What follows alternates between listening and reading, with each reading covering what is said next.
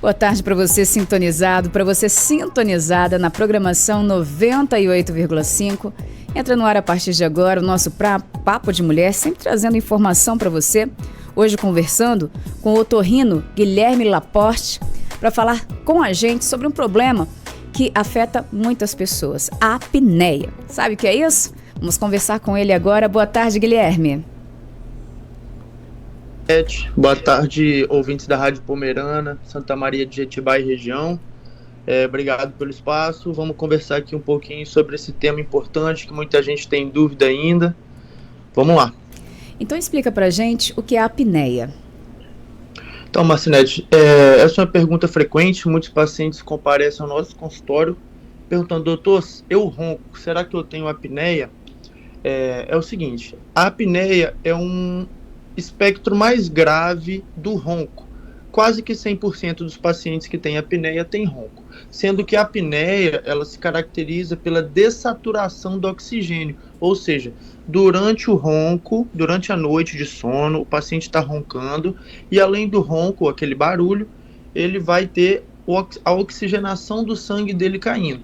Quando a oxigenação cai por conta de uma deficiência respiratória durante o sono, o cérebro vai gerar microdespertares, ou seja, vai ficar acordando esse paciente à noite e fragmentando o sono desse paciente. Isso caracteriza a apneia.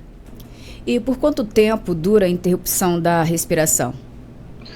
Isso é variável, depende da gravidade da apneia do paciente, de cada tipo do paciente, tá?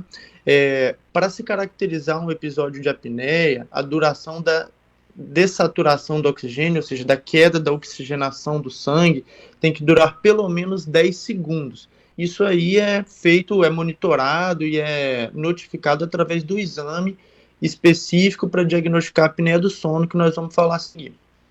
E existe um público que é mais atingido pela apneia? Sim, existe sim, Marcinete. O público mais atingido são homens, idosos e obesos, tá? Esses são os 3 principais fatores de risco. Então, só o fato de ser homem já tem um risco maior para roncos e apneia do sono, tá? O fato de ser obeso, obesidade, tendo a obesidade como o IMC, que é o índice de massa corpórea acima de 30, que já caracteriza a obesidade tipo 1, e o fato de ser idoso, de 60 anos, 60 a 65 anos para cima, também existe a maior chance de ter apneia do sono. E quais os fatores de risco, além de obesidade ou ser homem, existem outros fatores? Existe sim. Esses são os principais fatores, né? São os fatores cardinais, são esses 3 que eu exemplifiquei agora, mas tem outras condições que aumentam a chance de ter apneia do sono.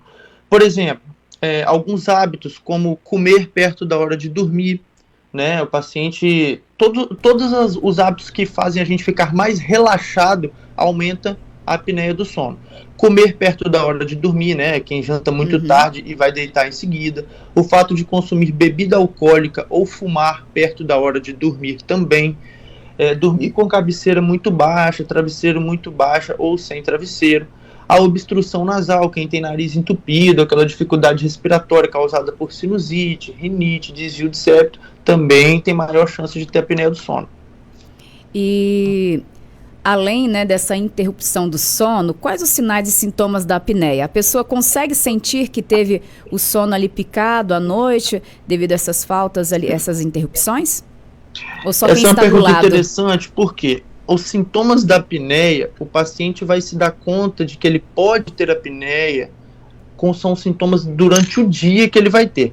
Durante o sono, à noite, ele vai ter o sono dele todo fragmentado por esses despertares que o cérebro causa por conta da dessaturação do oxigênio. Só que esses despertares não são conscientes, tá? Esses despertares, o cérebro vai causando um microdespertar durante a noite para o paciente recuperar a oxigenação e respirar bem novamente.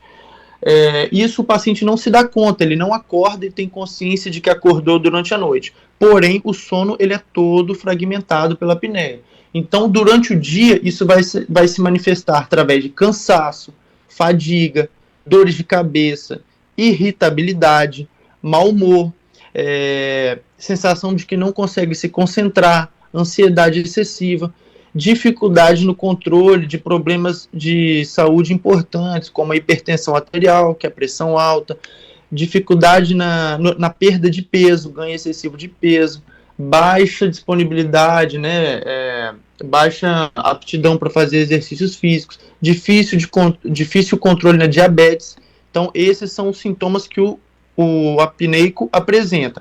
Mas, durante a noite, a gente só consegue dizer que um paciente está tendo apneia do sono com um exame específico para a apneia do sono. E o próprio companheiro do paciente, alguém que dorme perto, fala, você está roncando muito alto, está parando de respirar durante a noite, está tendo pausas respiratórias, isso pode ser apneia. Então, essa é a triagem, depois a gente faz o exame para ver se realmente tem.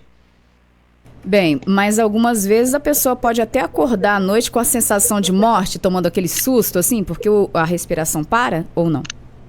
Sim, isso acontece, mas não necessariamente esse episódio de acordar à noite, né? Eu já várias vezes no consultório o paciente chega com relato. Uhum. Oi? É acordar tipo com susto, como se o ar lhe estivesse faltando? Isso, pode acontecer, o paciente acordar com susto, com sensação de que está se sufocando. Isso é por conta da obstrução nasal, o nariz entupido, ou até mesmo os tecidos ali da via aérea do paciente impedindo a passagem do ar. Não necessariamente isso é uma apneia, mas é um dos sintomas que estão presentes na apneia, é isso aí. O diagnóstico é feito por um exame específico ou tem outras formas de diagnóstico? Sim, é feito por um exame específico. Existem alguns critérios diagnósticos. A tabela Sociedade Brasileira de Otorrinolaringologia trazem alguns critérios diagnósticos que são coisas específicas e técnicas que não cabe trazer aqui, mas sim existe um exame que é muito importante no diagnóstico da apneia do sono, que é a polissonografia. A polissonografia é um exame em que o paciente ele tem a noite de sono toda monitorada, são instalados vários eletrodos, vários sensores no paciente. Ele pode realizar tanto em casa, a monitorização em casa, quanto dormindo na clínica, que faz esse tipo de exame, para ter a monitorização do sono durante a noite inteira. E aí, a partir dos dados que esse aparelho de polissonografia vai coletar, a gente pode definir se ele, juntamente com outras características, que são coletadas na consulta, que a gente pode definir se esse paciente tem apneia ou não. Descoberto, confirmado a apneia, qual é o tipo de tratamento para essas pessoas? Já que existem várias causas, né? Isso, exatamente. Boa pergunta. Isso pode variar muito, tá? Existe a apneia de vários graus, várias gravidades. Existe a apneia grau leve, moderada e grave, tá? De acordo com o biótipo do paciente, se é um paciente mais obeso, se é um paciente mais magro, se é um paciente que tem que é mais alto ou mais baixo, se é um paciente que tem apneia mais leve, mais moderada ou mais grave, cada tipo de paciente vai ter um tratamento diferente. Se é um paciente que tem obstrução nasal importante, por exemplo, pode ser que ajude ele uma cirurgia de desvio de septo, uma cirurgia de redução dos cornetos inferiores, que é a carne esponjosa do nariz. Os pacientes que têm apneia moderada para grave, pode até ser necessário o uso do CPAP, que é aquele aparelho que é acoplado no nariz, que joga ar continuamente durante a noite para manter a via aérea do paciente aberta e não deixar dar apneia. Existe também fonoterapia, existe os aparelhos intraorais, que é o dentista especializado em medicina do sono, que faz esses aparelhos intraorais de avanço mandibular para usar durante o sono, durante a noite, para evitar a apneia. Então, varia muito. Cada gravidade, cada biotipo de paciente vai demandar um tratamento diferente. E quais as consequências da apneia para o indivíduo? E quando ela pode se tornar grave? As consequências, como eu falei aqui dos sintomas, né? É a perda de disposição durante o dia, dificuldade de se concentrar e render no trabalho, de fazer as atividades diárias, dificuldade de concentração, dor de cabeça.